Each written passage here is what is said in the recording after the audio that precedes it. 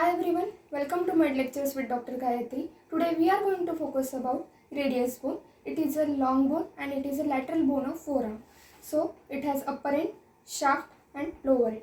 On upper end, it has this disc-like head. This is the constricted neck and this is the radial tuberosity, which is medial side. On the lower end, laterally it has this styloid process, and on posterior side it has this tubercle of Lister. Then this is the shaft. It has three borders and three surfaces, but this is the medial border and it is interosseous border and it is the sharpest. So it is the left sided radius bone. Let's study in detail. So this is the left sided radius bone. See this medial border which is sharpest, and on the lower end on lateral side there is a styloid process.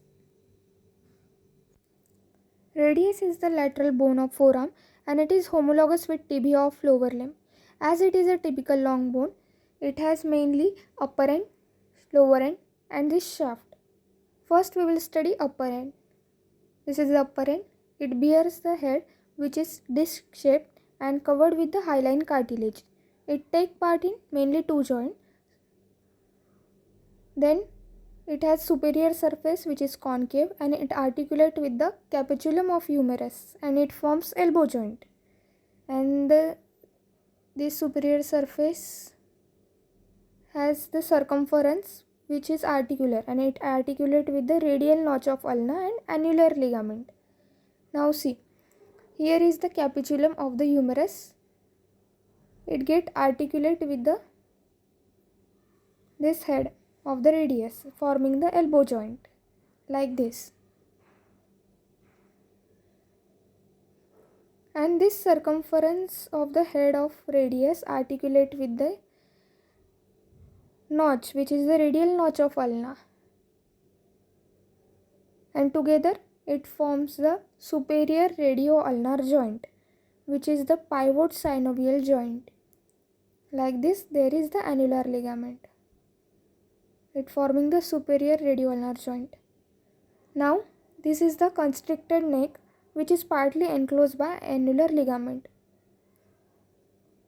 This is the radial tuberosity which is rough posteriorly. This is the posteriorly rough, and anteriorly this radial tuberosity is smooth. Posteriorly rough, anteriorly smooth. Now let's study the shaft of radius. This is the shaft of radius. It has mainly three borders. First is anterior border. These are the borders. First we will study anterior border. This is the anterior border. It extends from the anterior margin of radial tuberosity. So this is the radial tuberosity. From here it extends to the styloid process which is on the lateral side of the lower end. So this is the anterior border.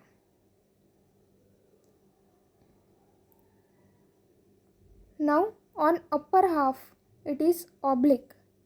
This is oblique, and lower half it is vertical, crest like. This is the posterior border. It is clearly seen on this middle third part. This is the middle third part. It is clearly seen here. And one last border is medial border which is sharpest and also called as interosseous border, because part of it provides the attachment to interosseous membrane. It extends from this radial tuberosity. Here is the radial tuberosity. So it extends from there to the posterior margin of radial notch. On the medial side here is the radial ulnar notch. So like this. Now this is the ulnar notch. As we studied, it get articulated. The lower end of ulna get articulate with the ulnar notch of radius, forming the radio-ulnar joint. This is the radio-ulnar joint. Now three surfaces are there. Anterior surface. This is the anterior surface. It lies between the anterior and medial border. Then the posterior surface which lies between the posterior and medial border, and the lateral surface which lies between the anterior and posterior border. This is lateral surface.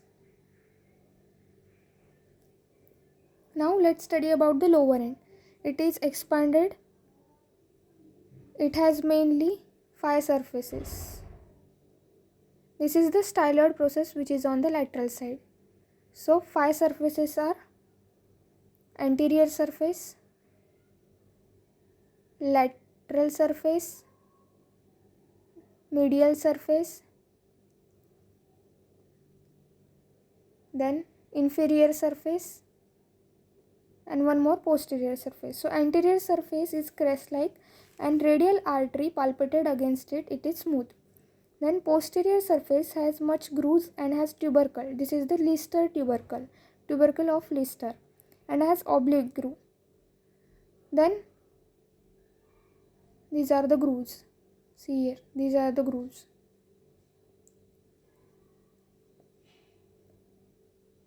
Then on the medial surface, this is the medial surface of lower end. It has ulnar notch for the head of ulna, as we discussed previously, and the lateral surface which forms the styloid process.